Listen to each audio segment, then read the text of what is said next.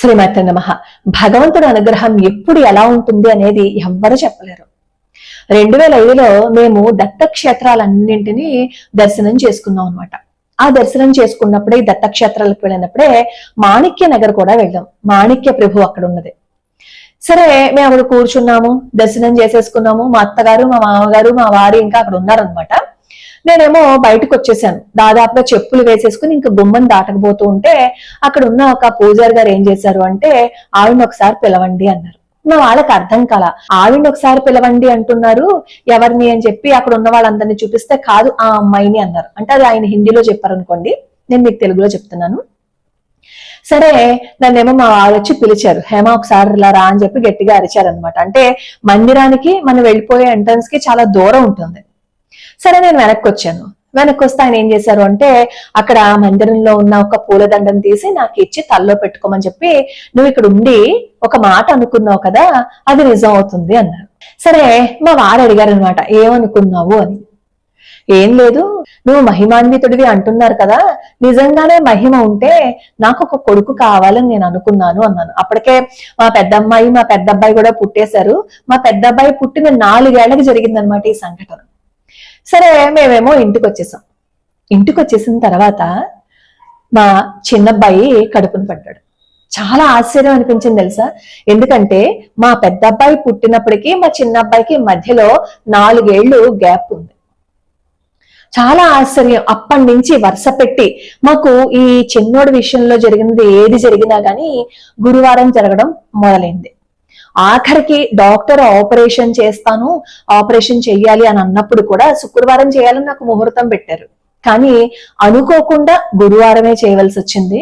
మా వారు మాణిక్య నగర్కి సమర్పణ చేస్తూ ఉంటారనమాట. అలా ఎప్పుడో సమర్పణ చేసిన దానికి సరిగ్గా గురువారం నాడు నాకు ఆపరేషన్ చేస్తున్న ఆ రోజే మాణిక్య నగర్ నుంచి ప్రసాదము, విభూతి అవన్నీ వచ్చాయి. నాకు ఇప్పటికీ తలుచుకుంటే చాలా ఆశ్చర్యంగా అనిపిస్తుంది. ఎందుకంటే నేను ఏమనుకున్నాను అనేది అక్కడ ఉన్న వాళ్ళు ఎవరికీ తెలియదు. కానీ నేను అక్కడ కూర్చున్నంతసేపు నన్ను ఎవరైతే పిలిచారో ఆయన నన్ను గమనిస్తూనే ఉన్నారు. ఎందుకు అలా చూస్తున్నారు అని చెప్పి నేను మా వారితో అన్నాను. ఆ తర్వాత పట్టించుకోకుండా దర్శనం చేసుకుని వెళ్ళిపోయాను అనమాట. ఇప్పటికీ కూడా నాకు ఎంత ఆశ్చర్యంగా అనిపిస్తుందో ఆ సంఘటన తలుచుకుంటూ ఉంటే. భగవంతుడి అనుగ్రహం ఎప్పుడు ఎలా ఉంటుంది అనేది ఎవ్వరూ చెప్పలేరు. మనం కొట్టి పారేసి, తీసి పారేసి మూఢత్వం అని మనం మూర్ఖత్వంలోకి వెళ్ళిపోతున్నాం. అసలు మాణిక్య నగర్ నుంచే నాకెందుకు ఆ రోజు ప్రసాదం రావాలి చెప్పండి. అది మీరు కాకతాళీయం అనుకుంటారో ఏమనుకుంటారో నాకు సంబంధం లేని విషయం. కానీ నాకు ఆపరేషన్ చేసి అప్పుడే వచ్చింది ఆ ప్రసాదం అక్కడి నుంచి. నేను ఎప్పటికీ అది అద్భుతంగానే అనుకుంటాను. అందుకే మా అబ్బాయికి నేను మాణిక్య ప్రభు పేరు వచ్చేటట్లుగానే దత్తుడి పేరు పెట్టుకున్నాను. ఇది ఎందుకు చెప్తున్నాను అంటే, నమ్మి మనం పాదాలు పట్టుకుంటే భగవంతుడి అనుగ్రహంతో, అసలు నేను ఏదీ నమ్మలేదు, కానీ అక్కడ కూర్చుని ఆయన అలా అడిగాను. ఆ క్షేత్ర మాహత్యం, కొన్ని మాటలు నిజమైపోతాయి, అందుకే చెడు మాట్లాడద్దు అని మన పెద్దవాళ్ళు అంటూ ఉంటారు చూసారా. అందుకే ఎప్పుడు ఏ క్షణాన్న తదాస్తు దేవతలు తదాస్తు అంటారో అనేది మనకి తెలియదు. అందుకే శుభమే పలకండి, అశుభాన్ని పలకండి, ఎవరిని తిట్టకండి, నిందించకండి అని చెప్తారు. ఇదంతా నేను చెప్పిన కారణం ఏంటంటే, నాకు చాలా మంది కామెంట్ లో పెడుతుంటారు, ఆర్థికంగా ఇబ్బందుల్లో ఉన్నామమ్మా, ఘోరమైన కష్టాల్లో ఉన్నాము, దీని నుంచి మేము బయట పడలేకపోతున్నాము, ఏదైనా మార్గం చెప్పండి అని.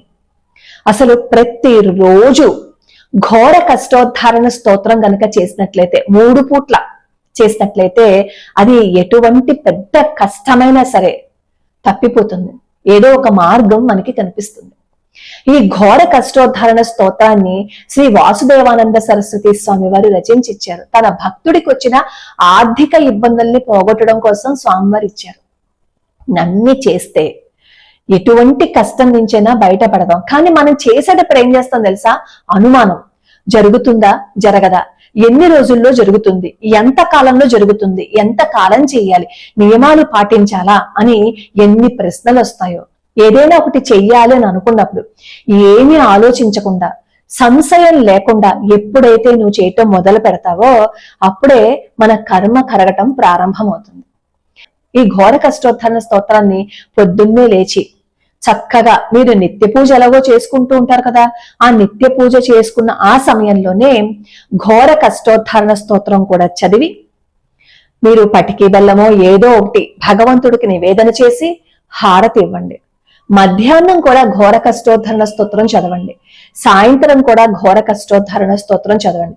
మధ్యాహ్నము సాయంత్రము మీరు నివేదన పెట్టినా పెట్టకపోయినా పొద్దున మాత్రం పటికి బెల్లం చిప్స్ మీరు నివేదన పెట్టి హారతిచ్చి మీకు ఏదైతే కష్టం ఉందో దాని నుంచి బయటపడే మార్గాన్ని చూపించమని భగవంతుణ్ణి వేడుకోండి. శరణాగతి చేసేస్తే ఖచ్చితంగా ఆ సమస్య నుంచి మనం బయటపడతాం. అలాగే మనం ఏ పూజ చేసినా ఏది చేసినా నియమాలు పాటించాలి, ఆచారాన్ని పాటించాలి. వెంటనే అడుగుతారు నియమాలు ఏంటండి అని. భక్తిగా శ్రద్ధగా ధర్మాన్ని తప్పకుండా ఇంకొకరిని ఏడిపించకుండా, ఇవే నియమాలు దేనికైనా సరే. మనం ఏ నోటితో అయితే పూజ చేస్తున్నామో, ఏ మనసులో అయితే భగవంతుణ్ణి అక్కడ ప్రతిష్ఠించుకున్నామో అదే నోటితో ఇంకొకరిని బాధ పెట్టే మాటలు మాట్లాడుతూ ఇంకొకరిని తిట్లు తిడుతూ మనకి కోరికలు తీరిపోవాలి అంటే భగవంతుడు అనుగ్రహం ఎలా ఉంటుందో చెప్పండి. కాబట్టి పూర్తిగా శరణాగతి చేసేసి ఘోర కష్టోద్ధరణ స్తోత్రాన్ని చదివి చూడండి, అద్భుతమైన ఫలితాలనే చూస్తారు. రోజుకో శ్లోకంలో నేను ఈ స్తోత్రాన్ని అప్లోడ్ చేశాను. రోజుకో శ్లోకంలో ఎన్నో స్తోత్రాలు శ్లోకాలు అవన్నీ అప్లోడ్ చేస్తున్నాం. లలితా సహస్రనామ స్తోత్రము, విష్ణు సహస్రనామ స్తోత్రము, తిరుప్పావై, ఆదిత్య హృదయము, అలా ఎన్నో స్తోత్రాలు. ఆఖరికి సుందరకాండ కూడా పద విభజనతో నేను నేర్పిస్తున్నాను. భగవద్గీత ఆల్రెడీ ఒకసారి మేము అప్లోడ్ చేసేసాం, మళ్ళీ ఇప్పుడు భగవద్గీత పద విభజనతో నేర్పిస్తున్నాను. రోజుకో శ్లోకంలో ఉంటుంది, ఒకసారి మీరు చూస్తే మీకు పూర్తిగా అర్థమైపోతాయి.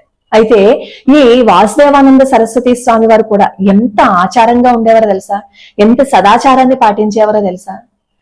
ఎక్కడికైనా వెళ్ళినప్పుడు మనం సాధారణంగా ఆకలి వేసినా ఎక్కడికైనా వెళ్ళినా మనం ఏం చేస్తాం, వెంటనే బయట నుంచి కొనుక్కుని తినేస్తాం కదా. కానీ వాసుదేవానంద సరస్వతి స్వామి వారు వేదం ఏం చెప్పిందో అలాగే ఉండేవారు. శాస్త్రాన్ని ఆయన పాటించేవారు. బయట ఎక్కడ పడితే అక్కడ తినేవారు కాదు. ఆయన వండుకునేవారు, లేదు అంటే ఆయన తల్లిగారు చేసి పెడితే తినేవారు అనమాట. ఎంత సదాచారంగా ఉండేవారో. ఆయన ఆఖరికి మూత్ర విసర్జన చేసినా వెళ్ళి స్నానం చేసి వచ్చేవారు. ఆచారాలను పాటిస్తూ సంప్రదాయబద్ధంగా మన జీవితాన్ని గడుపుతూ భగవంతుడి పాదాలు పట్టుకుంటే మన కర్మ చాలా తొందరగా తీరిపోతుంది. లోకా సమస్తా సుఖినో భవంతు, సర్వే జనా సుఖినో భవంతు.